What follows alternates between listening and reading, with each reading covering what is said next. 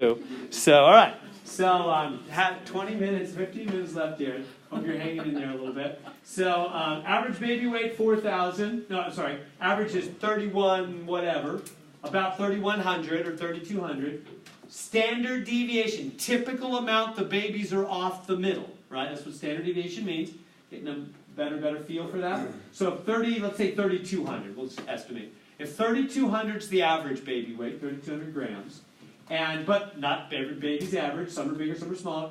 The typical amount they're off the middle is about 700 grams. So that'd be like 3,900. So a healthy baby, bigger than average, would be 30, whatever that was, 32 and 7, 3,900. This baby's even a little above that. So this baby's a little more than average above the average, right? Now pretty healthy.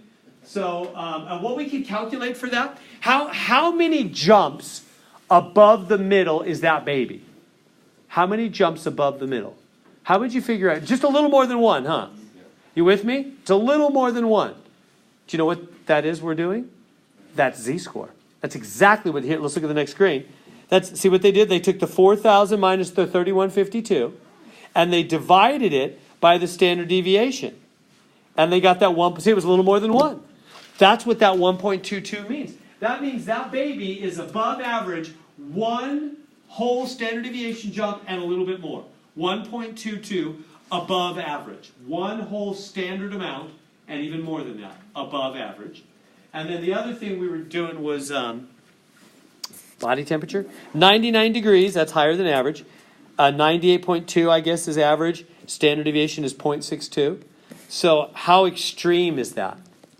Well, you see how far it is above average. Wait, why is there a 3 there? Yeah. That's a mistake, right? Yeah. It's supposed to be 98.2. Glad other people make mistakes too. Get rid of that 3. All right, 98. That's I'm just using the publisher's thing here. 98.2, and then divide by the standard deviation, because that'll tell you how many standard deviations. So that person's temperature is 1.29 above average. That means they're more than one whole standard. That's how doctors would determine, or nurses, how serious a temperature. That's one of the ways, is how many, right? Because not everybody's average, but how far above average. That's more than one. That's not crazy. It's still not significant. But that's a little more significant number. In other words, the body temperature is more significantly above average than is the baby's weight.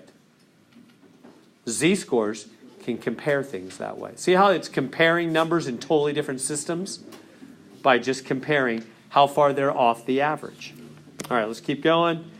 Z-scores, that's the same thing. So the body temperature is further above the mean. It's more extreme. It's a more extreme value. So here it is again, same thing. See how this is 2 jumps above the middle, 2 jumps below, above and below, same thing. So Z-scores above and below 2 are extreme, just like we said before. 2 jumps above, 2 jumps below, you're significantly high or significantly low. Same thing. It's just called z-score now. Platelet count, what's the z-score? So same formula. We'll do these in the homework. There it is again. Subtract, divide, minus 2.56. So is that a significant platelet? If your z-score, there's the z-score, comes out negative 2.56, is that a significantly high or low platelet count? If your platelet count's 75, you change it to a z-score, it comes out negative 2.56. What does that mean? Significantly high, low, or neither? Low. Significantly low. Minus, so it's below the middle, by more than 2 whole standard amounts. Whenever you're more than 2.0 or below negative 2, you're significant. So that person's having a serious problem in their platelet count. That's significantly low. Okay, so that's what they say, significantly low. Anything less than 2, the negative 2, I mean. All right, now percentile. Let's skip this and let's just do a z-score, because we'll come back to it. We're not going to get to these in the homework, so why bother? Yeah, there's a whole thing you do, which we won't even get to tonight, so forget it. Let's just get to the homework. I know that looks fancy. It's not that hard. I'm just clicking through. Get all that? All right. And let's just jump to let's do 1 or 2 z-score homework questions, and we'll be out of time. So there's no use in learning something we won't be able to do. We'll do it next time. All right, so here we go. Successful basketball player has a height of 6 feet 11 inches, which is 211 centimeters. based on statistics from a data set, his height converts to a z-score of 5.17. That's his z-score in his height. That seems dramatic. All right. How many standard deviations is his height above the mean, above the middle?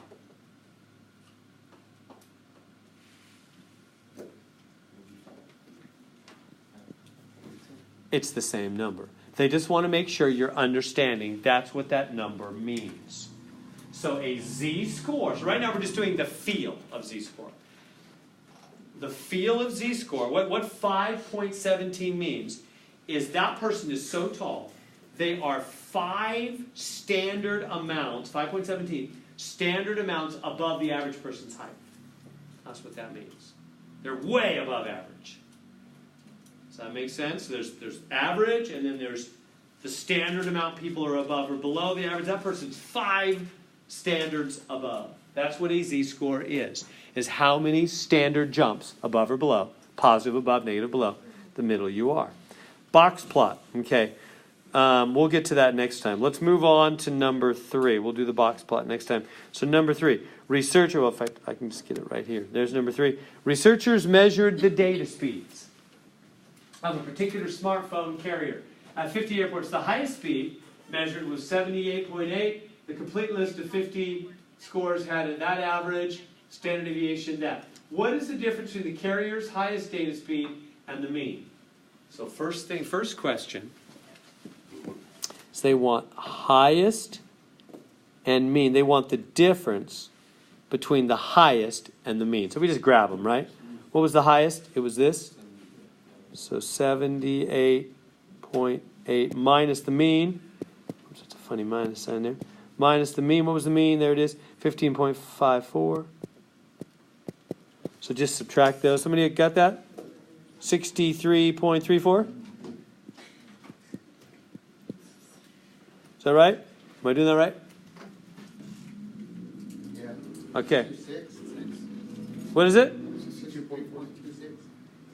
Did I not do it right? Maybe I messed up. Oh yeah, I'm just wrong. I don't know what I'm doing. 63.26. 63.26, thank you. All right, difference. Next question. How many standard deviations is that? How many? So that, what do they mean by that? That high score. So that high score, that 7, what did I just do there? That, where am I? Here we go. That's 78.8. That is how many standard deviations? How do you figure out how many standard deviations? That's z-score. So here comes the formula for z-score. It's the score minus the average over S. So you have a 3x5 card on the test in a week. You can just put that right in your 3. And when we review on Wednesday, I'll be saying, hey, here's a good thing to put on your note card for the exam. That'll be one of them. The little z-score formula. So x minus x bar over S. So let's calculate that. The score is 78.8. Just kind of messing it up there. 78.8. I'm going to need some room. 78.8 minus x bar, average, 15.54, over S. What's S? 20.14. So let's do that. Okay, make sure you hit equals when you're done with the top before you hit divide. You know what I mean? Hit equals over here before you hit divide, or it'll only divide the last number and mess you up. I'm getting 3.14. It's like pi. 3.14. Do they want 2 places? Yeah, 2 places. 3.14 standard deviations. So that score, that high speed is way better than average. It's 3.14 whole standard jumps above average. That's an extremely high data speed compared to the average. Oh, do they just want the same answer again here? Yeah. Is that right? That seems really dumb. They want. So they're just calling it by two different names. D, the carrier's highest data speed is it significantly low, significantly high, or not significant? High. Significantly high, because it's, why do we know it's significantly high versus not significant? Yeah, well, where's the line for when you become significantly high? 2.0. Everybody getting me on that? You know, if you're more than 2.0, you're significantly high. If you're less than negative 2.0, you're significantly low. All right, let's try this one. Same kind of thing. Blah, blah, blah, blah, blah. They say, here's the mean. Here's the standard. And what test scores are significantly low? What test scores are significantly low? So if this is the mean, and this is the standard deviation, how do you find significantly low?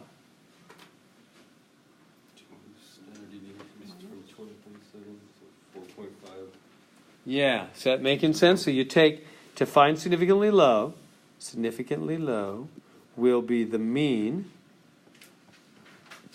minus the standard deviation twice, huh? Getting the hang of that? So that's minus the standard deviation twice. That'll be significantly low. So let me see if I can do that. So that will be the mean, which is what? 20.7? Minus 4.5. Minus 4.5. Minus 9. 11.7? Okay, now which answer do I go with? C. Scores lower than 11.7. Test scores that are less than 11.7 will be significantly low. So what is that? Some test? It's a test for college readiness, whatever. So there was an average and a standard deviation. And then next question asks us significantly high. So how do I find significantly high? Yeah, same kind of thing. You just take the mean plus S plus S. So the mean, 20.7 plus 4.5 plus 4.5 is 29.7. So that would be greater than, and then I have to squeeze in the answer there, 29.7. Easy enough so far? Is that making sense? Let's squeeze in one more. We'll be 5. Use Z-scores. Okay, recent award ceremony. The age winner for Best Actor was 31. Age winner for Best Actress was 57. For all Best Actors, the mean is 43.9. Standard is 8.8. For all Best Actresses, the mean is 33.4. Standard is 12.5. Blah, blah, blah. What's the Z-score for the actor and what's the Z-score for the actress? Okay, so can you do that? Let's do this one first. Can you do the Z-score for the actor? So what's the Z-score formula? X minus X bar over S. Okay, so X minus X bar over S. So what do I mean? Can you do that real quick in your calculator? We'll wrap up with that. Let's wrap up with this. X minus X bar over S. Just want to make sure you're able to grab those numbers.